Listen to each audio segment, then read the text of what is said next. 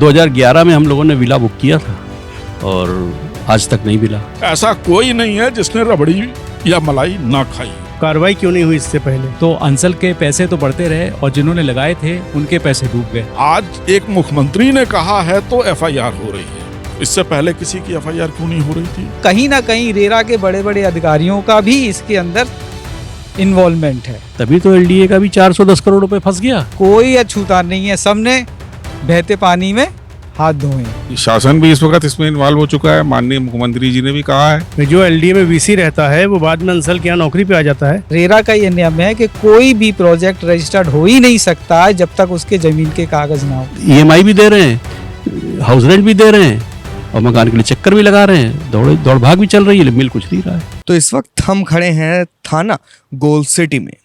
Sushant gold city, जिसका नाम आपने इन दिनों काफी ज्यादा सुना होगा, और ये नाम चर्चा में इस वजह से है क्योंकि यहाँ से एक बहुत ही बड़ा घोटाला सामने आया है। घोटाला है जमीनों का, घोटाला है प्लॉट का, घोटाला है विला का। जो ये सपने दिखाए गए आज से लगभग 10 से 15 से 20 सालों पहले कि हम बड़े बड़े फ्लैट्स देंगे, विलास देंगे, लेकिन पैसा लेने के बावजूद भी आज जो हमारे साथ तमाम लोग खड़े हैं और जो तमाम लोग और भी हैं जो इस आस में थे कि उनका जो भविष्य है वो अच्छा होगा और उन्हें प्लॉट मिलेगा, लेकिन आज की डेट में ऐसा कुछ भी नहीं हुआ और ये धीरे धीरे एक बड़ा घोटाला बन गया। आपको बता दें कि इस पर अब मुख्यमंत्री योगी आदित्यनाथ ने भी ये कहा है कि धीरे धीरे सभी एफआईआर होनी चाहिए और जो भी हो सकता है वो इस केस पर किया जाएगा। आइए बात करते हैं कि अब इस पर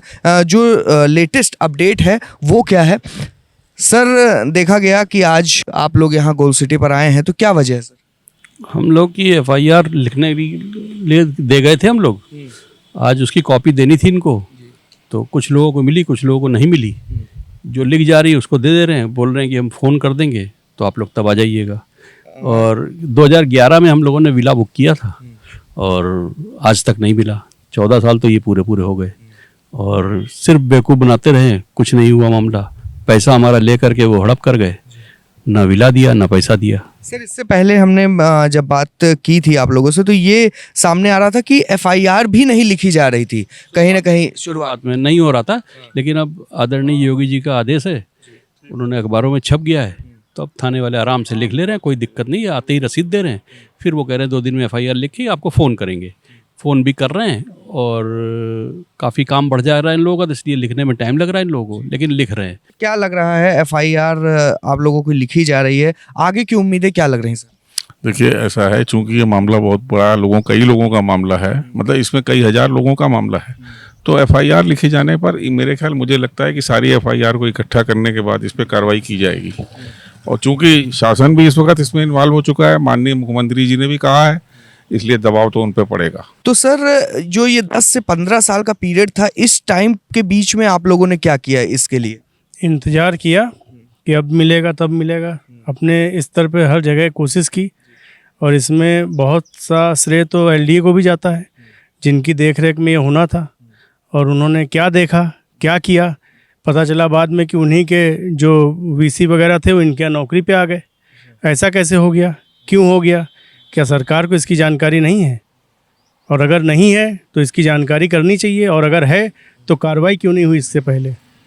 जो एलडीए में वीसी रहता है वो बाद में अंसल के यहाँ नौकरी पे आ जाता है, तो क्या इसका मतलब है? सेक्रेटरी, हाँ, भर्ती हुए बाद में चीफ एग्जीक्यूटिव अफसर की पोस्ट पे, टॉप पोस्ट पे, एक मिस्टर बीबी सिंह, दूसरे मिस्टर पीएन मिश्रा, ये दोनों, रमेश यादव वो तो बाद में विधायक बन गए थे, एमएलसी हो गए थे। तो ये सब लोग यहाँ भर्ती होते थे आफ्टर एलडीए में नौकरी करने के बाद सब कुछ उनको मालूम होता था, यहाँ आके भर्ती हो जाते थे। तभी तो एलडीए का भी 410 करोड़ रुपए फंस गया। एलडीए तो खुद में नोडल एजेंसी थी, उसको अपना पैसा नहीं बचा पाई तो हमारा क्या बचाएगी? तो उनके पैसे बचाने के चक्कर में उन्होंने अपनी तरफ से कुछ ना कुछ व्यवस्था बनाई है। पैसे तो सरकार के गए ना, 410 करोड़ रुपए जो एलडीए आज बता रही है कि हमारा बाकी है, वो पैसा सरकार का है, लेकिन उस पैसे पे कोई काम ना करने, पैसा ना डूबे, उनको ये काम करना चाहिए था। सरकारी अफसर जो थे उनको तो सरकार के पैसे को बचाने का काम था, उन्होंने बचाया नहीं।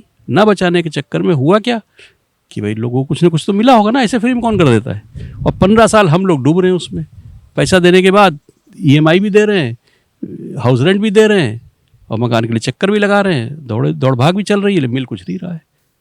एक मकान बनाने में 15 साल थोड़ी लगते हैं। ये सर जब हमने बात की तो ये पता चला कि लोगों को इस वजह से भी ज़्यादा विश्वास हुआ इस अंसल गोल्ड सिटी पे, क्योंकि वहाँ पे कहीं ना कहीं उन्हें ये उम्मीद थी कि सरकार का हाथ इस पर है तो हमारा पैसा कहीं पर फंसेगा नहीं। लेकिन उसके बावजूद भी सर ऐसा होना। अंसल ने जब प्रोजेक्ट शुरू किया था उस समय इतना विश्वास था, लोगों ने प्लॉट में, फ्लैट में, कई लोगों ने अपने फ्यूचर को देखते हुए इन्वेस्ट किया कि हमारा फ्यूचर सिक्योर रहे, और उसमें काफ़ी बढ़ चढ़ के लोगों ने यहाँ पे अपने पैसे लगाए थे। लेकिन हुआ क्या कि अंसल के ने जो पैसे आए उसने उसको कहीं और इन्वेस्ट कर दिया। तो अंसल के पैसे तो बढ़ते रहे और जिन्होंने लगाए थे उनके पैसे डूब गए।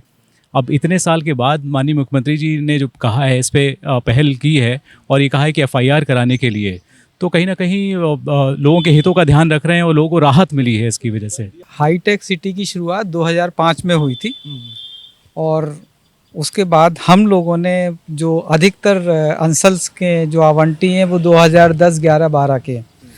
मेरा खुद रजिस्ट्रेशन 2010 में मैंने इनको पहला पैसा दिया था और 2012 तक इन्होंने पूरे प्लॉट का पूरा पैसा ले लिया।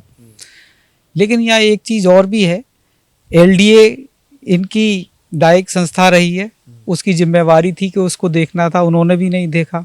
2017 में रियल इस्टेट रेगुलेशन एक्ट आ गया, वहाँ पर अंसल के जितने प्रोजेक्ट हैं सब उसमें रजिस्टर्ड हुए और जब वो प्लॉट रजिस्टर्ड हुए तो वहाँ पर उन सभी प्लॉटों के ज़मीन के कागज़ लगाए गए और उसके बाद ही रेरा का ये नियम है कि कोई भी प्रोजेक्ट रजिस्टर्ड हो ही नहीं सकता है जब तक उसके ज़मीन के कागज़ ना हो।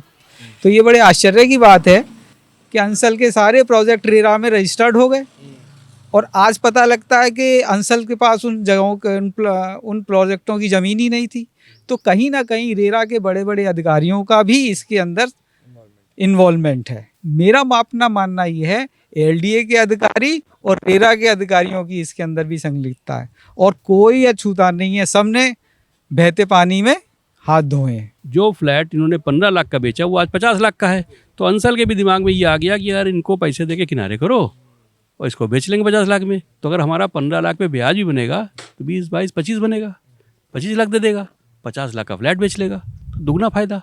तो वो भी एक लालच इनके दिमाग में है इस मामले का, इस वजह से ही ये डिले हो रहा था। ये कहा जाता है कि LDA ने आप लोगों को शायद 2018 या 19 में एक पत्र भी जारी किया, विज्ञापन जारी किया, जिसमें उन्होंने कहा कि हम इसकी जांच कर रहे हैं, ऐसा कुछ। वो पूरा मामला क्या था सर? बेसिकली क्या था, जब बहुत ज़्यादा कंप्लेंट आ गई तो 5/1/2022 को LDA ने एक विज्ञापन सार्वजनिक रूप से जारी किया और लोगों से आपत्तियां मांगी।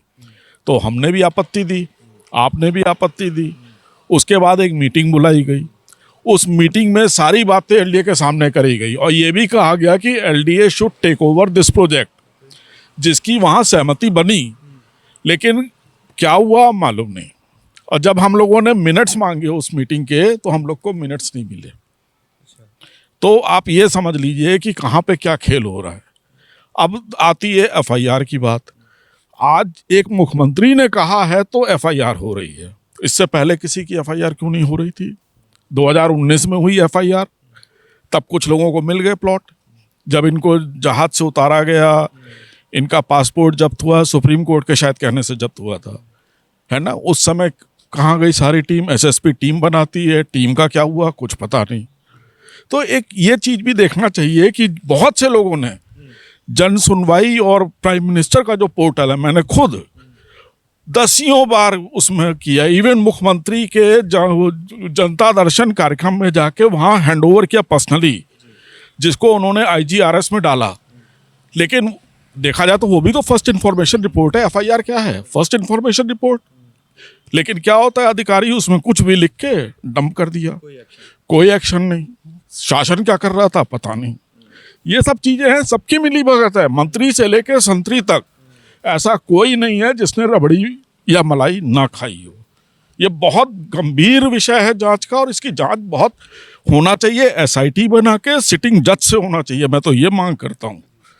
आप देख सकते हैं किस तरीके से यहाँ लोगों में भारी गुस्सा है। अब आपको हम पूरा प्रोसेस समझाते हैं। दरअसल 2008-9 में बड़े बड़े सपने दिखा करके ये कहा गया कि हम प्लॉट्स, विला और बड़े बड़े मकान आपको देंगे, ये प्राइस है। अब इन लोगों ने पैसे जुटा कर धीरे धीरे कभी कुछ पैसा तो कभी कुछ पैसा करके इन्होंने देना शुरू किया, और ऐसे ही एक पे एक लालच देते हुए अंसल गोल्ड सिटी ने भी इनसे वो पैसे लेने शुरू किए। लेकिन अब आज 10 से 15 साल होने वाला है, लेकिन उस पर कोई भी एक्शन नहीं लिया गया। आज बात करें 2025 की, तो अब इनकी FIR लिखी जा रही है, और वो भी इस वजह से क्योंकि इस पर डायरेक्ट मुख्यमंत्री योगी आदित्यनाथ का बयान आ गया, और इस पर विधानसभा में भी भारी चर्चा हुई, जिसकी ये एक बड़ी वजह है कि आज ये लोग यहाँ FIR करा पा रहे हैं। लेकिन FIR होने के बाद इसके आगे क्या होगा, ये कह पाना और समझना बहुत मुश्किल है। कैमरा पर्सन अंबर शुक्ला के साथ उत्कर्ष सिंह,